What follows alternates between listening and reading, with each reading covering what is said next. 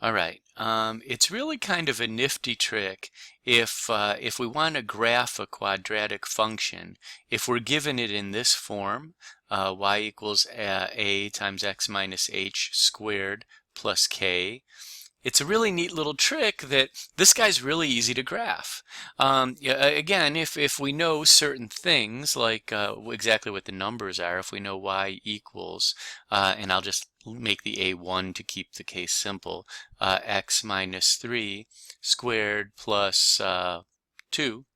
If we have something like this, it's really easy to graph this guy. Certainly we know where to find the vertex right away. It's at x equals 3 and y equals 2. So if we go x 1, 2, 3 and y 1, 2, something like this, and put a dot here, that's where our vertex is going to be.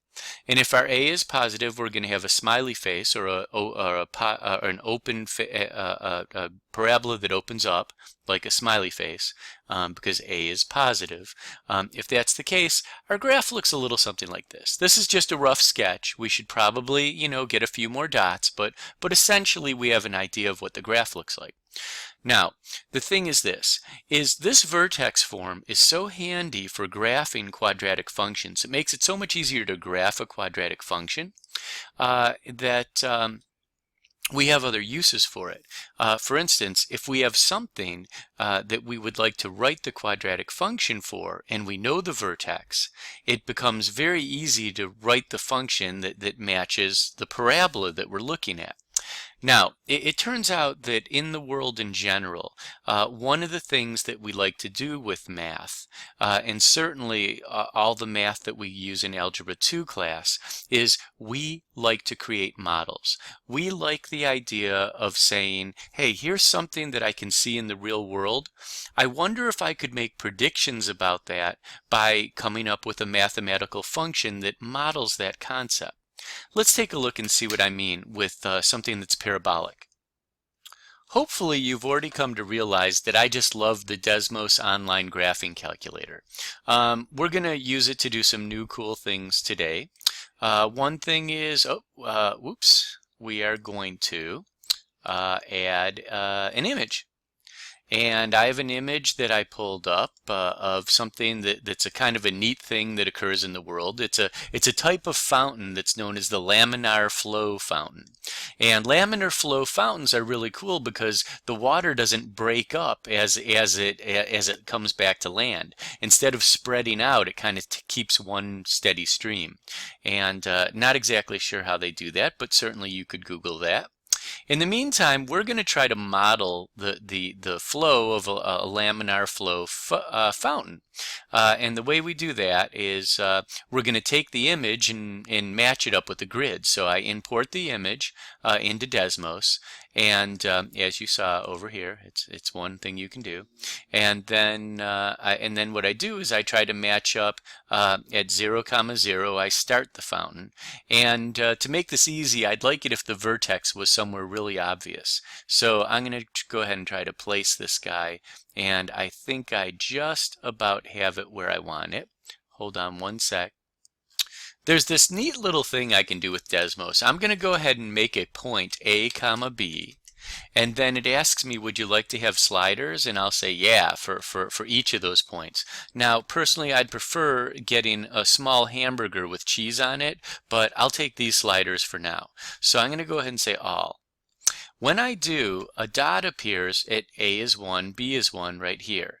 But here's the really neat thing. Watch this. I'm going to click on the dot and drag it around. And as I do, look at the sliders change. So you see the sliders over here? So I'm going to go ahead and try sliding this up to where the vertex of this red water stream is. And I can see I'm about at 3.5, and about 3.5 is my x, so 0, 2, 3. I'm about at 3.5. Here's 3, here's 4, and I'm also at x is 1. I'm sorry, x is 2, x is 4, and again halfway between 4 and 6, x is, or I'm sorry, this is the y. The y values here are 2, 4, 6. So halfway between 4 and 6, our y value is 5. So our x value is about 3.5, our y value is about 5 at this point here, which we're going to call that the vertex for our parabola. Also, the parabola starts at 0, 0. Now, I have to admit that, I could make this a little trickier by not having a point at 0, 0. We could probably use this point over here, and what the heck, maybe just for giggles we will. This point over here looks to me like it is x is 6 and y is 2. So I'm going to do the math with that guy. Okay, so I'm hoping I'm not setting myself up for failure here. I've got a vertex at 3.5, 5, and I've got a point at 6, 2. So we're going to go ahead and use some math to find what the equation of this parabola should be, and then we're going to graph it and see how close we got. Okay, so remember from our graph that the vertex was at 3.5, 5, and then we found another point on the parabola at 6, 2. Well, if we go and we use the vertex form of our equation of the quadratic function, we get y equals a times x minus h squared plus k. That's what the vertex form looks like. And let's go ahead and fill in what we know. We've got some information from the vertex. The x value of the vertex is what we'll call h, and the y value of the vertex is what we'll call k. And so we'll go ahead and we'll substitute in here a times x minus 3.5, and we'll square that, plus 5, the k. Now, what we're looking, the only thing that we need now is a, and we'll have a quadratic function that we could graph, either by hand or using Desmos. So let's go ahead and let's take a look. Let's go ahead and see if we can figure out how to find a. We also know 6 and 2. And notice how we have a y, a, and an x. Well, since we have 3 variables, it's going to be hard to find a. But since we know 6 and 2 should also be a solution or a point on this parabola, we're going to treat the 6 like x and the 2 like y, and we're going to plug them in down here and here. So I'm going to put 2 in place of y, and then equals a times x, which is 6, minus 3.5 squared plus 5. Now I've got an equation where I have all numbers except for a. So I'll solve for a. So here we go. Let's see here. I'll do a few steps. And 6 minus 3.5 is like 2.5 squared plus 5. And then we'll rearrange a few things. Let's go ahead and make it so we subtract 5 from both sides. And when we do 2.5 squared, we get like 6.25 times a, still times a. We'll divide both sides by 6.25. And when we do, we get a equals negative 3 divided by 6.25. And if we use the calculator, we get negative 0.48. So, supposedly, our quadratic equation that we should be able to use should look a little something like this. We should be able to say, we should be able to take this guy and rewrite it nice and clean with a new a of negative 0.48. So, y equals negative 0.48 times x minus 3.5 squared, let's make that squared, plus k, plus 5. Okay, so this guy should be our quadratic function. This should be a good model of the real world picture that we just saw. Let's go ahead and plug this formula into Desmos and see what happens.